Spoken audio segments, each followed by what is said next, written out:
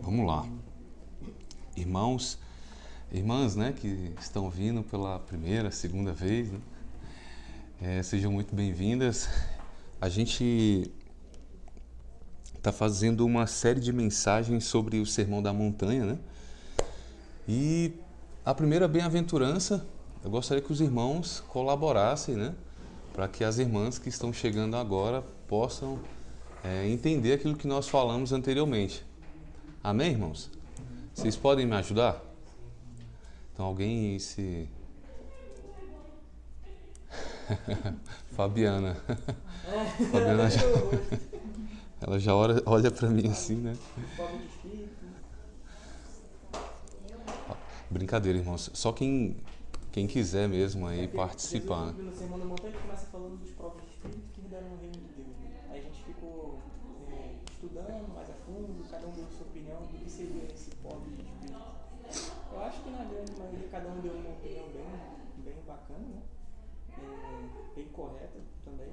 Só que acho que a grande maioria fez a ligação do povo de espírito não relacionada à parte de financeira, material, física, e sim daquele que entende, fica enraizado dentro dele, o espírito dele, que ele precisa de Deus, ele precisa do Senhor como Salvador e que sem ele a gente não consegue fazer nada.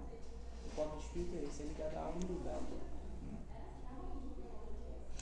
Então, irmãos, eu vou dar continuidade aqui, que eu estou vendo que os irmãos estão tímidos por conta das irmãs, né? Mas olha só, vendo as multidões, Jesus subiu ao monte e se assentou. Seus discípulos aproximaram-se dele e ele começou a ensiná-los, dizendo: Bem-aventurado os pobres em espírito, pois dele é o reino dos céus. Bem-aventurados que choram, pois serão consolados. Muito bom. Como é que é o nome dela, querido? Muito bom, Luísa. Excelente. Parece que o pai ensina mesmo em casa, hein? Glória a Deus. Irmãos, vamos lá, vamos tentar recapitular, né? Primeira coisa que a gente precisa compreender é que Jesus, ele viu ali as multidões, tinham pessoas próximas dele, mas ele subiu, né, para que ficasse mais inteligível. Segundo alguns intérpretes diz isso, né? Mas o que é interessante é que quem se aproximou de Jesus foram os discípulos. E a multidão sempre ficava ali, seguindo Jesus às margens, né? Então a gente precisa identificar, o primeiro ponto desse sermão, isso. Há uma grande diferença entre sermos seguidores e discípulos. E os irmãos sabem que em João, capítulo 8, versículo 31, a palavra de Deus nos ensina que Jesus disse aos judeus, né, que haviam crido nele: se vocês permanecerem nas minhas palavras, verdadeiramente serão os meus discípulos e conhecerão a verdade e ela vos libertará, né? E a gente consegue entender aqui, irmãos, que há uma grande diferença entre ser discípulos e ser seguidor, e ser multidão. E um dos grandes problemas é que muitas vezes a gente ouve o sermão, mas nós não absorvemos. Por quê? Porque estamos ainda seguindo como a multidão. E o discípulo é aquele que segue o mestre, é aquele que está disposto a se submeter aos seus ensinos, e não somente ouvir. E o Sermão da Montanha também vem descortinar aqui diante dos nossos olhos hoje, irmãos, as grandezas do reino eterno de Deus. E da diferença entre ser um discípulo e ser um seguidor. E o primeiro ponto que nós abordamos aqui foi sobre a bem-aventurança dos pobres em espírito, né? E nós conseguimos compreender que o pobre... Isso mesmo, levante. As varoas têm que ficar sentadas, viu? Obrigado, irmão. Muito bom. Isso é evangelho. Então, veja bem, meus irmãos. O pobre em espírito, como nós compreendemos na semana passada, são aqueles que conseguem ter a revelação da graça de Deus, o encontro com Deus e o encontro consigo mesmo. Se não tivermos esse encontro verdadeiro, jamais conseguiremos ser pobre em espírito. Porque já perceberam que na medida que as pessoas, um homem natural, ele melhora, ele tem a tendência o quê? Sempre de olhar de cima para baixo, é ou não é? De sempre se jactanciar da sua suposta glória, do seu suposto intelecto, né? Ou da sua capacidade humana, né? E isso é natural, irmãos. Mas na medida que nós vamos conhecendo a Deus, nós começamos a conhecer o nosso coração e as motivações. Eu expliquei para os irmãos também que a chave hermenêutica para compreendermos aqui o Sermão da Montanha, ele está no versículo 25. E eu vou ratificar aqui novamente, que Jesus nos ensina que se a nossa justiça ela não exceder em muito a dos escribas e dos fariseus, o que, irmãos? Vamos lá? Alguém pode me ajudar? 5 de 5? É isso? Isso, 5. 25. Concilia-te depressa com o teu adversário. Não, desculpa, irmãos. 6? Não. Ué, É 7, não, Mateus 7? Mateus capítulo 5. 5 mesmo? Do aquele desobedecer. Desculpa, tá? Versículo 20, irmãos. Pois eu digo que se a justiça de vocês não for muito superior à dos fariseus e mestres da lei, de modo nenhum entrarão o quê? No reino de Deus. Irmãos, e por que Jesus ele menciona isso? É porque a justiça dos fariseus ela era baseada meramente em uma educação formal, em algo meramente exterior. Lembra que eles se preocupavam com as suas vestimentas? A gente trouxe aqui ilustrações relacionadas ao publicano, ao fariseu. O fariseu orava de si para si mesmo, dizendo: Senhor, obrigado por não ser como o publicano. Olha só, ele era um rico em espírito, né? E a nossa altivez natural do homem, da carne, ela nos faz ser semelhante ao fariseu. Ela nos faz ser insensível e cego aos nossos próprios pecados. E ele olhava ali para si mesmo e dizia: obrigado por não ser como o publicano, né? E publicano é uma raça muito ruim mesmo, né? Alguns falam: não, eu prefiro ser o publicano. Depende, se for depois de convertido, tudo bem. Se não for, meu irmão, sinto muito te dizer que ele era um libertino. Então, olha só, o fariseu, ele se jactanciava por dizimar, por orar, por fazer parte de uma cúpula ali de pessoas socialmente falando corretas e simplesmente desprezava aqueles que não faziam parte ali do seu curral. Mas Jesus vem o quê? Quem desceu justificado foi o fariseu, foi o publicano. Por quê?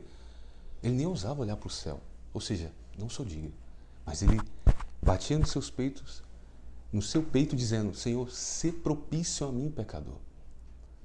Sê propício a mim, pecador. Será mesmo que nós temos essa noção de pecaminosidade? Será que nós realmente conseguimos ter essa bem-aventurança? Irmãos, por que você tem que exceder a justiça dos fariseus e dos escribas? Porque se você não começa de dentro para fora, tudo que você faz é buscando glória humana. E provavelmente você não vai entender o próximo versículo, que é: bem-aventurados que choram, pois serão consolados. Então nós entendemos, acho que as irmãs estão aqui, né? Queria saber se vocês compreenderam bem, né? Bem-aventurados, pobre em espírito. Por que pobre em espírito? Porque é aquele que consegue ver sua miséria, que consegue identificar que é um adúltero, que é um assassino, que é um serial killer, que é um miserável, corrupto, é um mendigo. Ele é um depravado. No sentido original da palavra, ele é um falido. Paradoxo, né, irmãos? Vocês se consideram feliz por ser um falido? Já viu um falido dizendo: eu sou mais que feliz? Mas é uma felicidade divina, sabe por quê, irmãos? Porque dali parte o quê? Os humilhados serão exaltados. A primícia é, na medida que você reconhece quem você é, das suas mazelas, aí faz sentido o que Jesus nos ensinou. Eu vim para doentes e não para sãos. Eu vim para pecadores, não para justos. E a verdade é que não há justos, a não ser diante dos seus próprios olhos. A dificuldade que nós temos de contemplar Cristo nos faz o que? Então, a dificuldade de contemplar quem nós somos. É só quando você percebe que está doente que você vai ao hospital. E eu oro para que Deus descortine aí nos olhos dos irmãos as suas cegueiras, para que você consiga contemplar ainda mazelas, doenças que existem dentro de você, dentro de cada um de nós. Amém, meus irmãos? E bem-aventurados que choram. Bem-aventurados que choram. Olha, outro paradoxo, irmãos. Estranho isso, né? Alguém pode me ajudar aqui? O que os irmãos entendem por bem-aventurado os que choram? Então, será que... Flávio, uma vez eu estava falando com o Flávio, acho que foi ele que falou, eu achei interessante que você falou que o poder de Deus aperfeiçoa na nossa fraqueza. Eu acho que é ligado a isso, a esse choro, na fraqueza. Aquele que chora, ou seja, aquele que sofre. O poder de Deus pode ser aperfeiçoado na fraqueza. Acho que é ligado a isso. Tem uma outra passagem também que fala da casa em luto, né, e da casa em festa. Isso. Eu também acho que é bem alinhado com só se faz presente onde existe um vazio. O homem que está cheio de qualquer outra coisa, Deus não pode habitar nele. Muito bom, para esses irmãos tão bons de Bíblia, hein? Glória a Deus. O que mais, irmãos? Muito bom, muito boa essa analogia, irmão. Eu acho que aqueles que celebram aqui já receberam sua recompensa. E a nossa recompensa é no céu. Então, bem-aventurados os que choram aqui, porque a recompensa vai Muito estar no bom, céu. Valão. Muito bom. Paradoxal, né? Ah, chora aqui, né? Mas como assim? Você é feliz porque você chora? Parece até esquizofrenia, né? É por isso que o Evangelho diz, Paulo diz que a mensagem da cruz é loucura. Para quem? Para quem se perde, para o ímpio. Né? Mas, bom, se a gente lê de maneira desatenta, então quer dizer que bem-aventurado aquele que caiu e chorou, né? Tropeçou, que foi roubar e levou uns tabefe e chorou. Não é bem isso, né, que Jesus ele quis nos ensinar. Irmãos, precisamos sempre partir o entendimento das bem-aventuranças no versículo 20, né? Tem que exceder a justiça dos fariseus, né? Então eles tratavam apenas um aspecto exterior. Então Jesus quer te levar lá para dentro. Porque um artista chora ou não chora? Chora. Você conhece crente artista? Bom, se for procurar, grande parte infelizmente, né? Muda a voz, né? Muda o timbre, vai pregar, ele parece que já não é mais aquele, né? A não ser que ele continue no personagem, né? Então, o que eu quero dizer para os irmãos é que quando você chora porque foi algo de dentro para fora ou porque você ocasionou aquele choro? Porque você provocou aquele choro? Eu posso manipular um choro. Nós podemos manipular um choro. É por isso que eu não curto muito aquela questão de apelo nas igrejas, né? Porque no final eu posso fazer um campo harmônico de sol ali, né, irmão? Trazer meia dúzia de palavras ali comovente e atrair o quê? Apenas o seu emocional a Cristo. Quer ver um exemplo típico? Arrependimento eficaz. Veja bem, irmãos, tem doutrinadores. Esse dia eu estava vendo um doutrinador de direito penal, ímpio e incrédulo, trazendo uma revelação em que muitos crentes não têm. Remorso e arrependimento. Pedro e Judas.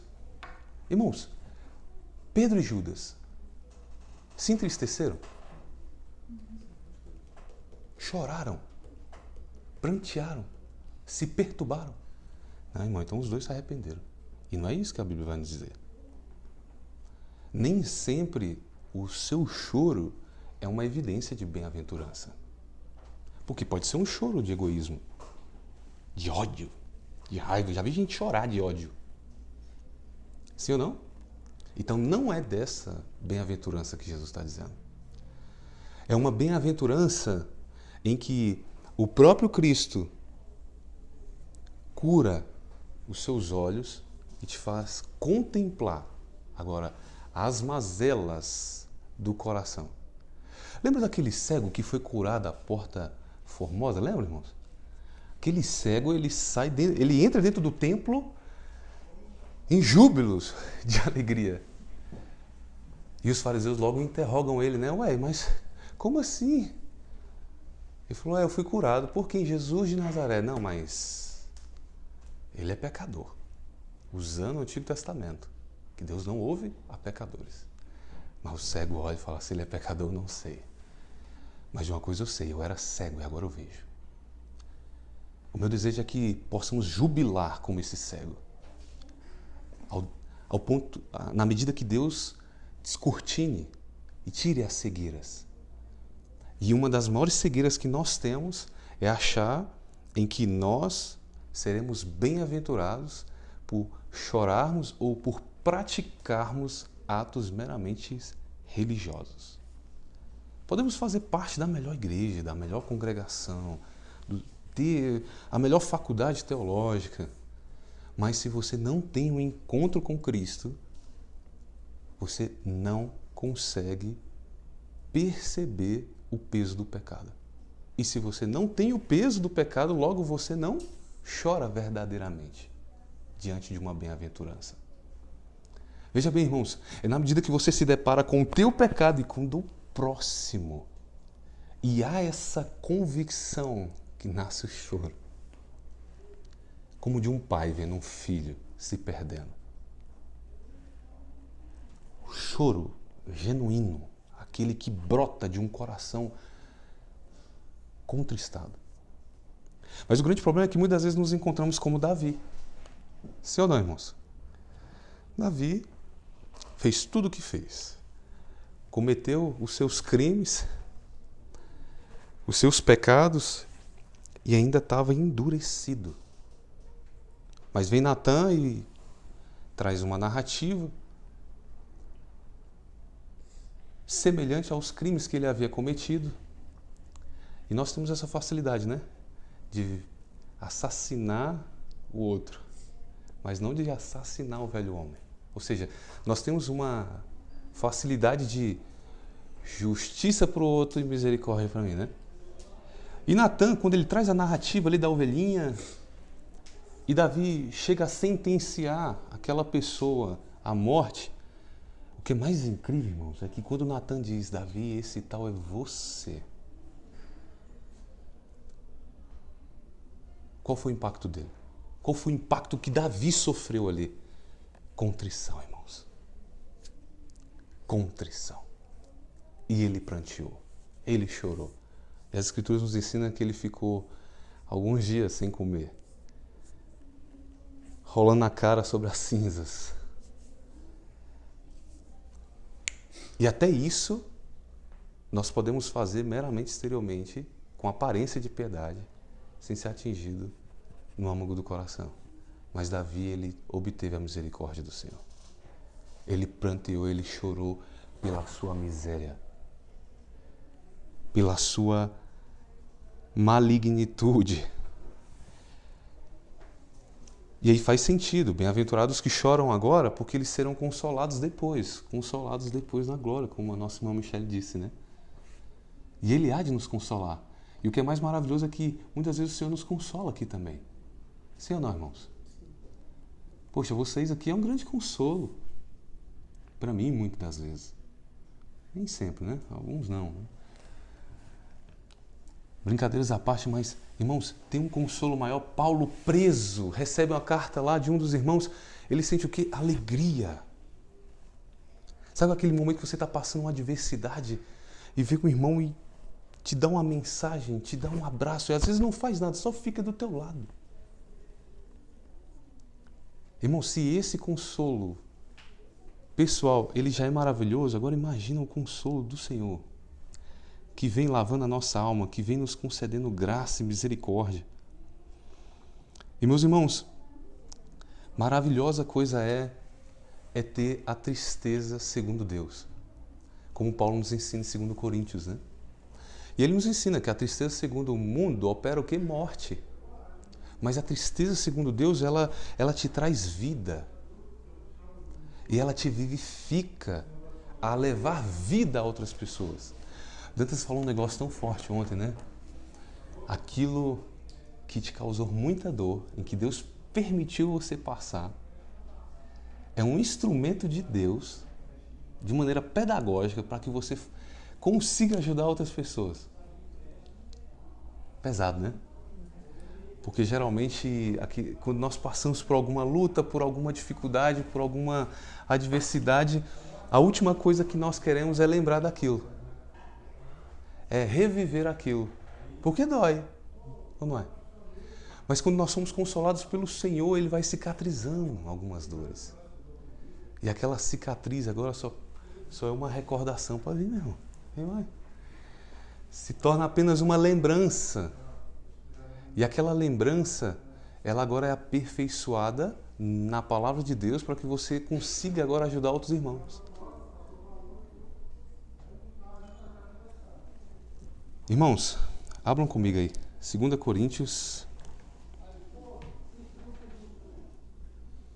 capítulo 7, versículo 9 ao 11.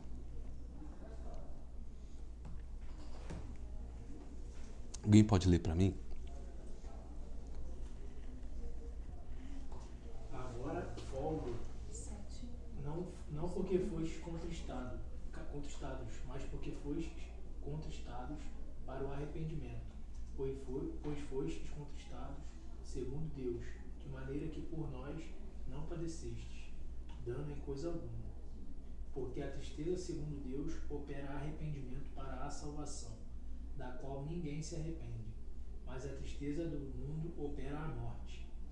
Porque quando cuidado não produziu, isso mesmo em vós que, segundo Deus, fostes contristados. Que apologia, que indignação, que temor, que saudades, que zelo, que vingança. Em tudo mostrastes estar puros neste negócio. Obrigado, irmão. Irmãos, olha só, para a gente definir aqui remorso e arrependimento, já expliquei isso aqui várias vezes para os irmãos. Mas olha só, o que o doutrinador de direito penal chega a mencionar? Ele fala, olha, 2 indivíduos cometeram um crime. O primeiro, ele cometeu o crime, foi pego, está na cadeia, chorando, pranteando e demonstrando um arrependimento genuíno. E o segundo também está tendo as mesmas atitudes que o primeiro. Mas qual é a evidência clara que um está arrependido ou não? É quando chega a hora de sofrer o dano. Judas e Pedro são antagônicos as atitudes deles. As atitudes deles são totalmente diferentes uma do outro, porque um aceitou passar pela vergonha e olhar de novo para aquele que o traiu. O outro não, preferiu se enforcar. Em outras palavras, no direito penal, né? O primeiro falou, olha, você agora vai ter que trabalhar para restituir aquela família que te roubou. Ele fala, de maneira nenhuma. Como assim? Já fui preso? Esse aqui não. Esse aqui, quando falou, você vai ter que trabalhar, ele falou, faça o que for possível e restituo até 3 vezes mais. Lembra de Zaqueu? Olha o nosso arrependimento. Olha o que o Espírito vai produzir no nosso coração. Não somente uma aparência de arrependimento, mas vai produzir em nós uma contrição, uma tristeza que vai nos levar a sofrer o dano. E muitas vezes nosso arrependimento é só de boca, né, irmãos? Quantas vezes nós já procuramos alguém, né? Para falar, poxa, cara, me perdoa. Mas sinceramente mesmo, muda a animosidade. Não é pedir perdão porque eu fui pego no ato e as câmeras filmaram. Não. Às vezes eu peço perdão para minha esposa e ela vai assistir isso aqui, ela sabe, por aquilo que eu até senti contra ela. Por quê, irmão? Porque nós somos maus.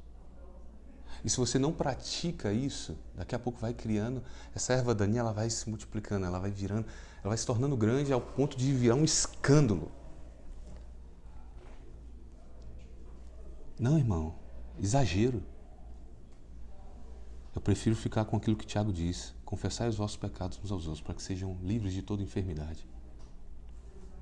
Existe muito choro preso aqui em nós, que não tem vindo para fora, porque ainda não meditamos no caráter de Deus, que é santo, que é justo, que é misericordioso. E precisamos, irmãos, se tem uma das coisas que nós mais precisamos meditar constantemente, diariamente, chama-se os atributos de Deus. Pois um Deus que é longânimo, bondoso, misericordioso, Ele também é justo. É um Deus que há de despejar a ira sobre aqueles que não vivem uma vida arrependida, sobre aqueles que se perderam. E é por isso que Cristo carregou sobre si a nossa ira. Sabe essa ira de Deus que era para ser despejada em você, sobre esse pecado, foi despejado sobre Ele. Agora eu te pergunto, isso te leva a uma contrição ou não? Não, irmão, mas Jesus já morreu por mim, então não preciso confessar. Se você não confessa, logo é uma evidência de que você não entendeu e não está sendo transformado por Ele. Porque quando você reconhece a malignitude do teu pecado, toda confissão de perdão se torna rasa diante daquilo que Ele fez por nós. Ah, não, irmão, mas se eu contar isso, eu vou perder isso. Se eu contar aquilo outro, eu vou perder aquilo outro. Irmãos, eu nem sei se eu podia dizer isso aqui, mas o Espírito, ele me conduz a dizer isso aqui. Já teve momentos em que irmãos e irmãs falaram, cara, eu tive um problema com meu marido e eu adulterei contra minha esposa, contra o meu marido. O que eu faço? Se arrependa dos seus pecados. Ore a Deus e peça graça. Para o quê? Para saber se conta ou não? Não. Para que quando você contar, seja o Senhor o quê? Trabalhando no seu e no coração dele. Uma coisa é certa, aquele peso já não vai existir sobre você. Aí um peso sobre outro. Seja acompanhado. Tenha um pastor genuíno. Um pastor que acompanhe a sua vida e te ensine, te conduza, para que nesse momento de dor, de vale, vocês sejam acompanhados. É duro, irmãos. Eu sei que é tenso.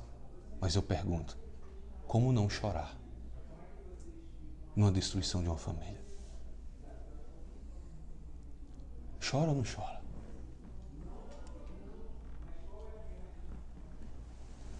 Que o Espírito Santo coloque nos corações de cada um dos irmãos aqui, naqueles que vão nos assistir, a sensibilidade que o adultério, ele também não é só uma conjunção carnal. Ele também é aquelas visualizações imundas que muitas das vezes você está tendo por meio disso aqui, ó. Tem muitos casamentos que estão destruídos por conta desse pecado. Em Hebreus vai dizer que o leito seja sem mácula e sem ruga. Eu julgarei os fornicadores e os adúlteros. Deus diz isso, não sou eu.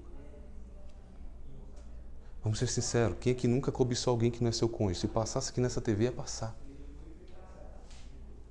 Mas se você não chora, se você, porventura, sofre dessa fraqueza e você não tem rogado a Deus por misericórdia e teu coração não tem se entristecido e você não tem chorado por conta disso, sinto muito te dizer, meu irmão, uma hora ou outra você vai ser achado. E você vai ter grandes prejuízos. Você sofrerá o dano. Hoje, você assistindo isso aqui, essas mensagens, você pode ter duas escolhas. Achar que não tem nada a ver e que as brigas e os problemas contínuos é normal de um casamento. Eu sei que acontecem. Mas existem outras que é uma grande legalidade que você dá para Satanás agir na sua vida. Pode correr no monte. Pode fazer a campanha do sal, a da rosa. Nada muda. Você pode fazer 10 dias de jejum. Eu digo, mas o que eu faço?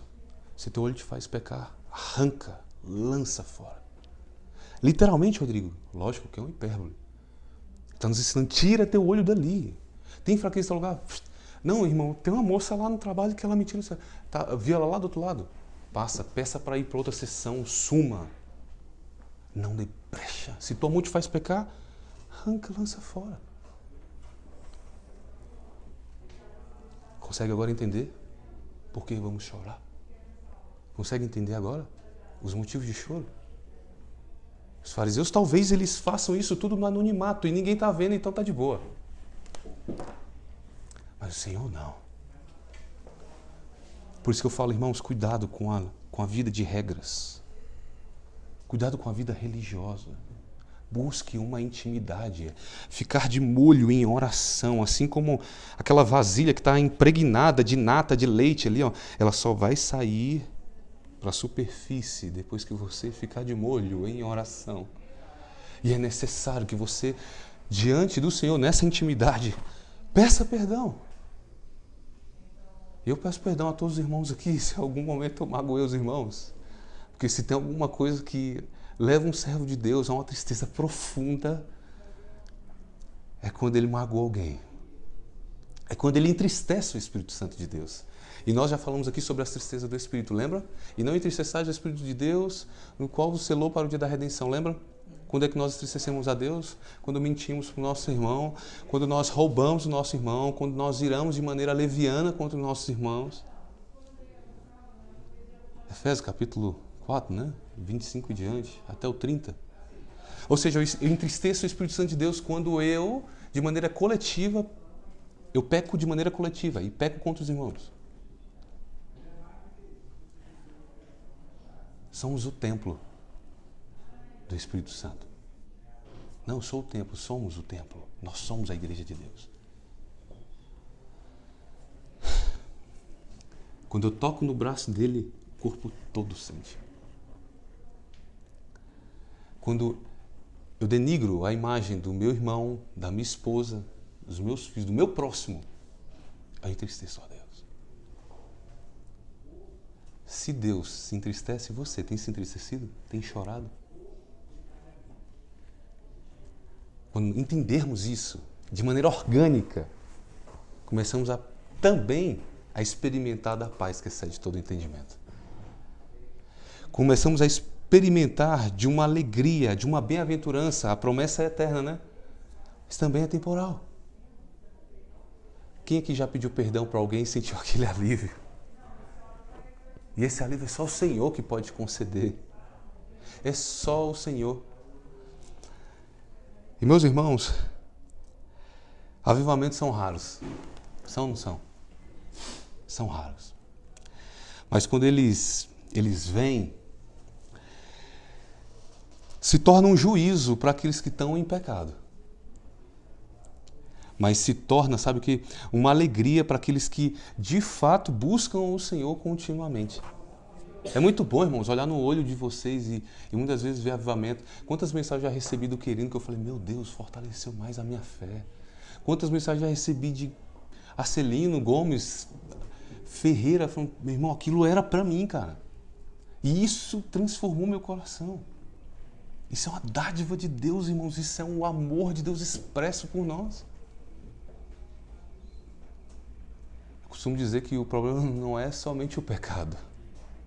O problema é a cauterização desse pecado. Que vamos tropeçar, vamos, irmãos. Sim ou não? Somos maus. Mas quando estamos com Ele, desfrutando com Ele, nós choramos.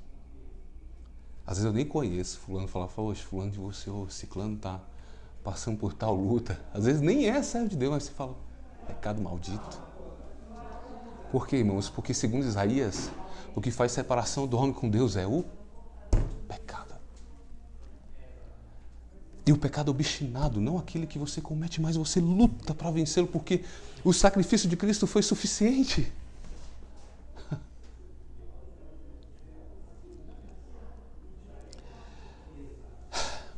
Meus irmãos, nesse momento eu quero convidar os irmãos de maneira mais singela possível a conversar com Deus. Olha, tem ainda 6 minutos aqui no meu relógio. Né?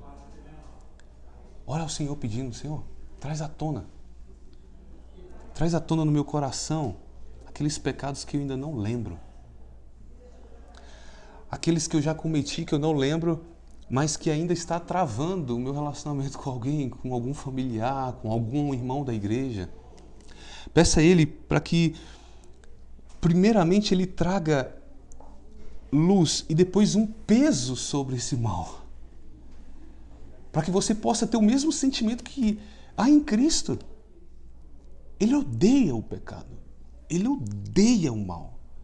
E peça a Ele, Senhor, traga esse sentimento. Porque se o Senhor não trouxer, logo eu vou considerar ele normal e logo eu não choro da maneira que eu deveria chorar. Peça a Ele. E meu irmão, quando você identificar esse peso desse pecado,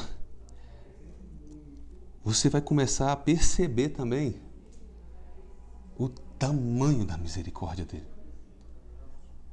O tamanho do jugo que vai sair das tuas costas. Porque tu reconhecendo a malignitude do teu mal, logo confessando ele, abandonando ele, o Senhor é poderoso para te dar, meu irmão, a paz que excede todo o entendimento. Oh meu Deus, quantas vezes nós oramos sem entendimento? Quantas vezes nós oramos de maneira meramente litúrgica, programada? Quantas vezes nós temos dificuldade de conversar com o Senhor, Pai? Como um amigo. E Pai, se um amigo humano. Meu amigo aqui, Arcelino, Pai, sabe das minhas fraquezas, de muitos dos meus pecados, Pai. Quanto mais o Senhor. Quanto mais o Senhor.